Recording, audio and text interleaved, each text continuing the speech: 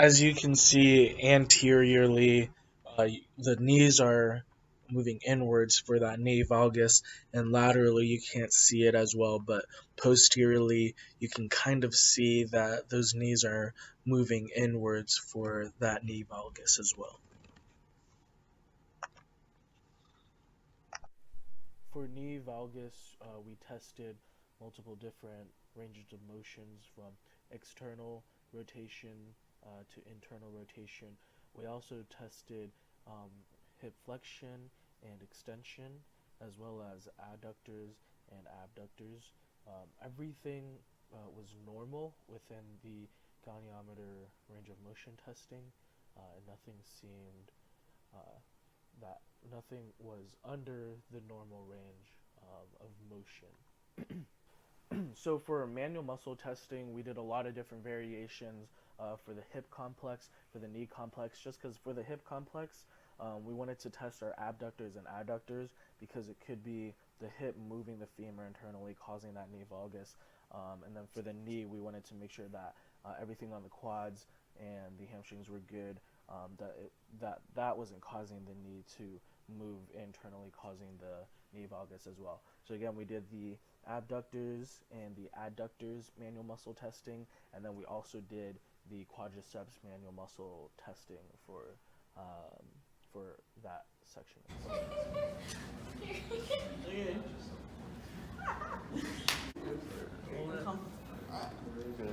Oh, that's a lot better. Hold it. Oh, you were holding. You just suck at. All right, so next we're going to move into the corrective exercise training continuum with the inhibition, lengthening, activation, and integration for knee valgus. First, we're going to start off with inhibition. The exercise we're going to do is SMR, self-myofascial release. We're going to really roll out on the gastrocnemius and the soleus.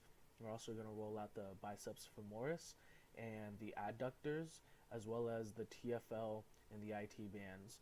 We're going to do one set of each for about 30 seconds. We really want to get in there, find those pressure points, dig and hunt for them, and really roll it out to really loosen up those muscles before we get into the lengthening part.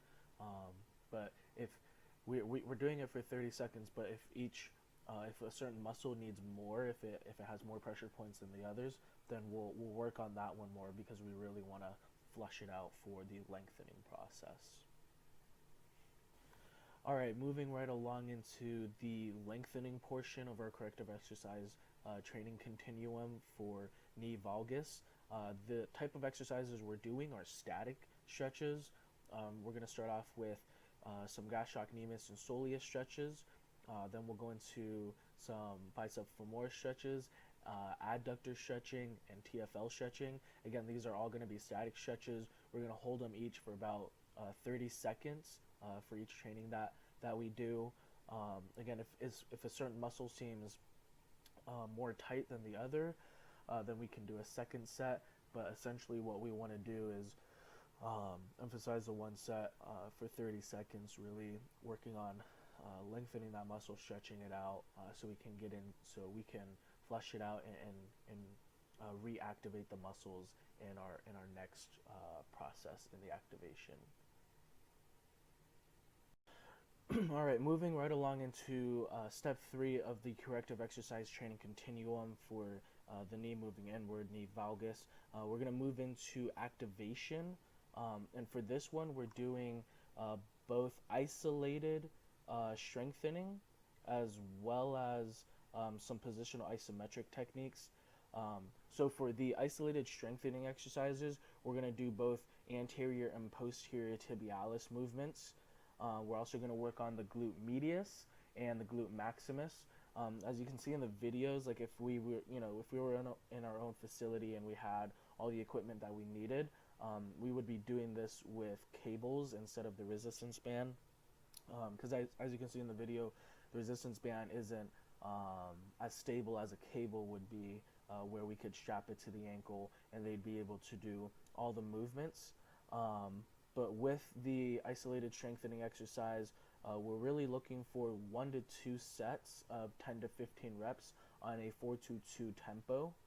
And again, with these different muscles, it can vary on what we're doing. If we have a weaker muscle, then maybe we'll do one set, but we'll push the reps to 12 to 15. If we have a stronger muscle, maybe we'll do one or even two sets, and we'll keep the reps low around 10 to 12.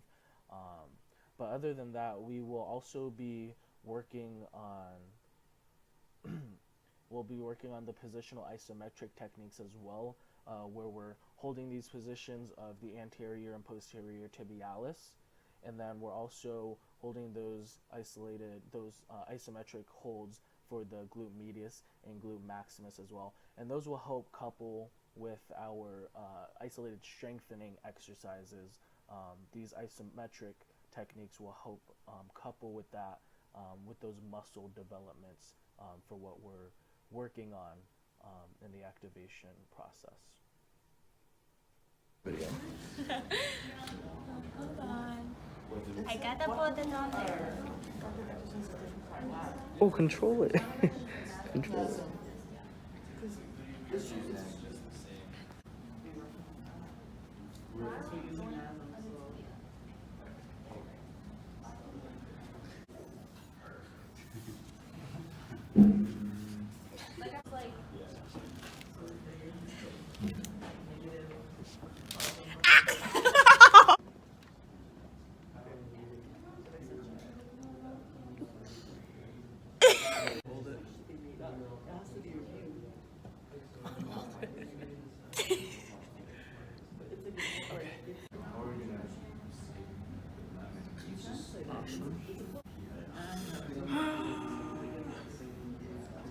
And then All right, lastly, we will be moving into the integrative dynamic movement step 4 for corrective exercise training continuum of the knee moving inwards for knee valgus.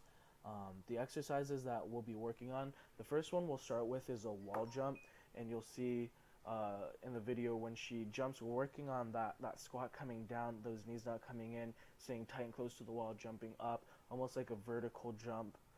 Then we'll progress into a tuck jump where it's stationary, she's staying in one spot, again coming down into that slight squat. And I think this is where that integration process will help, is we're not coming down into that deep squat, we're working on that slight little squat, making sure those knees aren't coming in for that slight bend in the knees, and then jumping up, getting into that tuck, and then landing.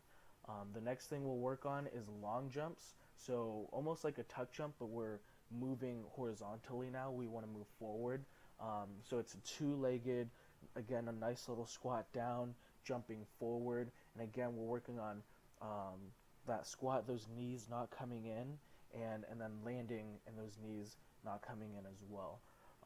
The next one we'll integrate into is a 180 jump, where this is stationary, where they aren't moving horizontally like the long jumps, but she'll come into that squat and she'll jump like the tuck jump, but she'll turn and do a full 180 and be landing facing the other way.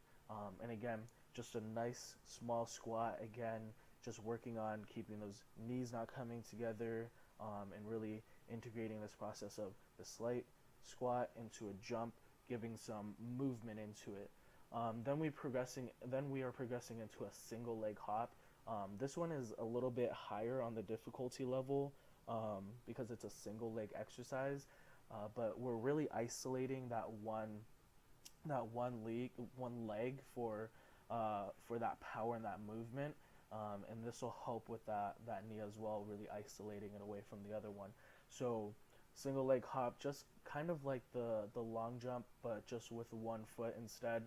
So we're coming into that slight squat, but on one foot, and then hopping forward.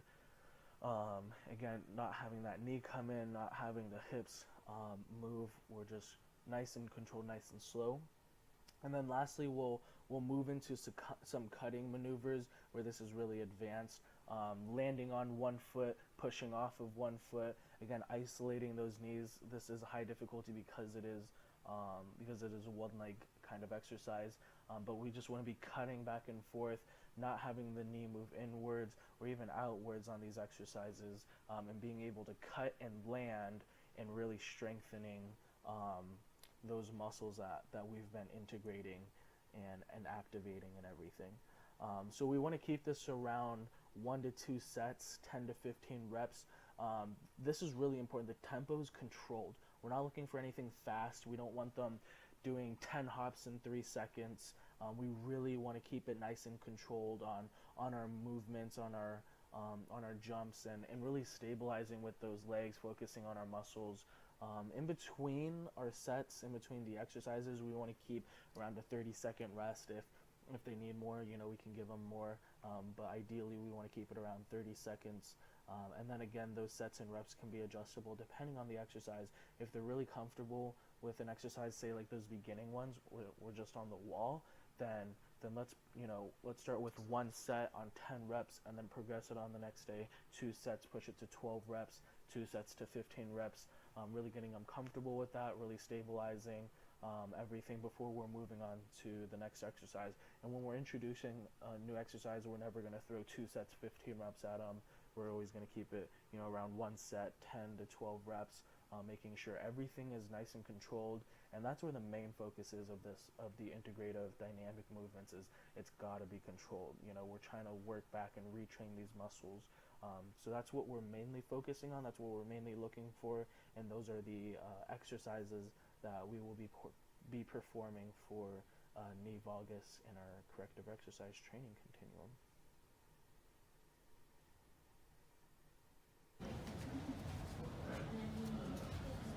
So like, do we feel comfortable that time? Yeah. No, you went for the I don't. Hold on. Straight down the spine, right? Yeah. All right. Are you gonna start the video with like you cover? That was like 190. Okay. Right. We're doing